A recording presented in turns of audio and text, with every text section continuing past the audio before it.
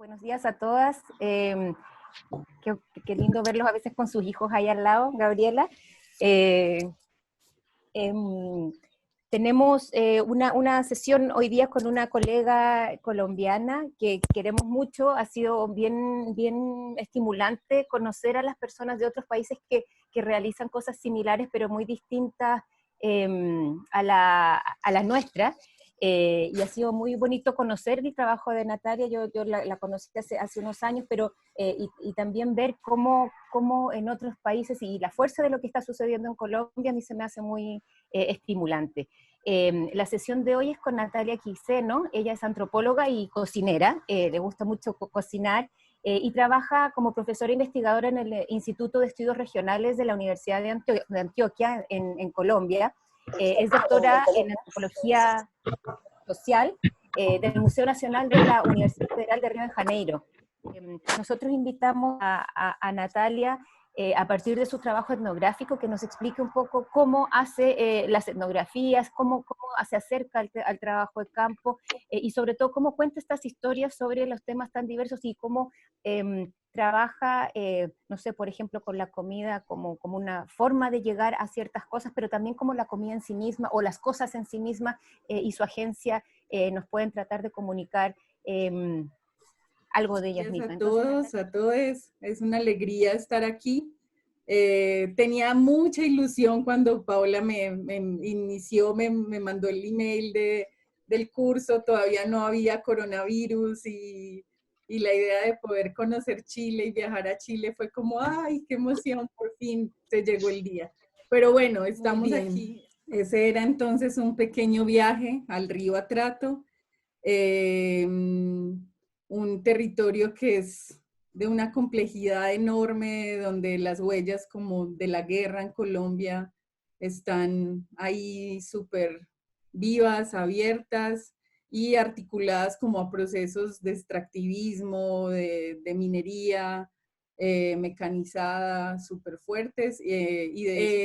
Siempre me gusta hablar de una antropóloga que no es muy conocida, belga, Jean-François Tzada, no sé si se pronuncia así, que plantea la etnografía como desde el afecto, y el afecto entendido como eso que nos mueve, que nos moviliza, no tanto entendido como una emoción, digamos, en el sentido psicológico, si se quiere, sino como eso visceral que nos mueve a hacer algo, que nos mueve también en un proceso de conocimiento. Hacemos de la ruina un hogar, ¿cierto? Esa es como la pregunta de Anatzin. Y ya es un último referente que también los invito a leer, que es una mujer súper interesante, una antropóloga indígena de Estados Unidos que se llama Quinta Albert, no sé cómo se pronuncia bien. Ella plantea que la objetividad feminista es esa indagación no a distancia, basada también en las prioridades de vida del conocimiento de los sujetos, nos ayuda a abrir la mente para trabajar de una forma no estándar, que es como la pregunta de este curso también, ¿cierto? Y que eso puede llevarnos a lugares nuevos y sorprendentes.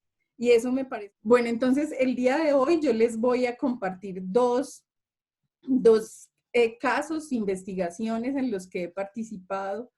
Uno es este libro de Saberes Lejanos, un trabajo colectivo de 8 investigadores, investigadoras aquí en distintas regiones de Colombia, en diálogo con historietistas, dibujantes y personas que se han preguntado por el cómic documental en Colombia. Aquí la pregunta en el recetario de Sabores Lejanos era una pregunta por cómo eso que es tan íntimo, tan familiar, la casa, lo cercano, lo conocido, los sabores de ese lugar como tan propio, que es el del cuidado, empiezan a ser lejanos. Y no lejanos en un sentido de lo exótico, de que son sabores de la selva o del monte, sino lejano en el sentido de que, del pasado, de que de repente son sabores que ya no aparecen. son cosas que estamos dejando de comer. ¿Y por qué las estamos dejando de comer? Entonces es que también debemos pensar estos procesos, si se quiere, de recomposición, de cuestionamiento, de rehabilitación de los mundos dañados por la guerra, no solo desde esas leyes, sino también desde las cotidianidades de la gente, desde los modos como la gente se relaciona con esas pérdidas, con eso que está dañado.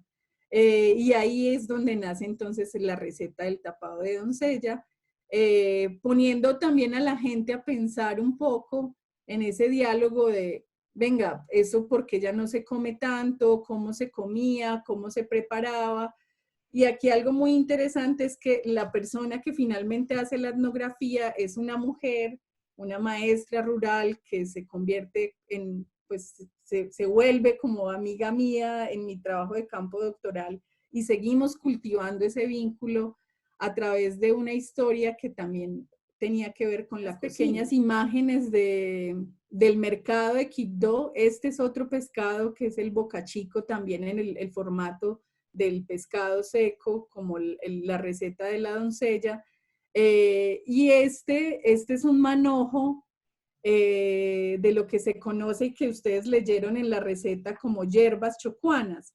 Y las hierbas chocuanas son una mezcla de un cilantro que aquí se conoce como cimarrón, albahaca, poleo y orégano. Esas tres plantas son como el principal condimento. Esas cuatro plantas son como el principal condimento de las comidas y de los sabores chocuanos. Uno de los retos de este proyecto era cómo amplificamos estas conversas, cómo amplificamos estos haceres hacia otros públicos, otros lugares, permitimos que esto conmueva a otras personas, porque ya estas mujeres de los costureros, estas artesanas, ya son unas maestras de estas historias. En realidad hacen toda una pedagogía de la memoria, toda una pedagogía de lo que ha sido la guerra en Colombia. Pero quise traer como esta lógica de los dos caminos un poco para mostrarles que no siempre la metodología tiene que ser una, que todo el tiempo tenemos que mezclar, enmarañar la metodología también, ser promiscuos. Y un ejemplo de eso, digamos que analizar sus producciones, sus trayectorias, sus narrativas, deviene también en la oportunidad de como que un camino nutre el otro. Entonces, este nos permite abrir el camino para este hacer juntas, pero este hacer juntos también nos permitió cualificar este trabajo más de investigación-acción, porque permitió construir uno de los productos del proyecto, es un archivo de textiles testimoniales en Colombia. Las mujeres de Choiva son mujeres que decidieron no retornar a su tierra. Ellas se desplazan a finales de los años 90 del Bajo Atrato por una operación que fue muy famosa, la Operación Génesis y Cacarica, porque fueron dos operaciones simultáneas que luego la Corte Interamericana de Derechos Humanos demuestra que fueron operaciones articuladas entre el Ejército Nacional de Colombia y los paramilitares. Como eso que llama Lévi-Strauss la duda etnográfica tiene que ser una columna vertebral de cómo hacemos etnografía. Y deshacernos, permitir como que el hacer etnográfico, la interlocución, el encuentro con otros, con otras personas, materialidades, objetos, sabores, territorios, también afecte los conceptos con los que queremos entenderlos. Y en estas experiencias con la comida y con el bordado, yo creo que hay dos elementos que son importantes. Uno, esos diálogos materiales, eso de no vamos a campo solo con una libreta y una grabadora, sino vamos a campo también a proponer con la gente cosas, hacer, aprender juntos, aprender desde cero, a hacer un parlante, a bordar juntos, a cocinar juntos, a dibujar juntos, y ahí en ese hacer juntos, en ese diálogo material con otras cosas, van a emerger otro tipo de conversaciones también, ¿cierto? Que no es solamente mi cuestionario, mi guía de entrevista. Entonces, como que esa agencia de los objetos, de las materialidades, como mediadores en una producción colectiva de conocimiento es importante.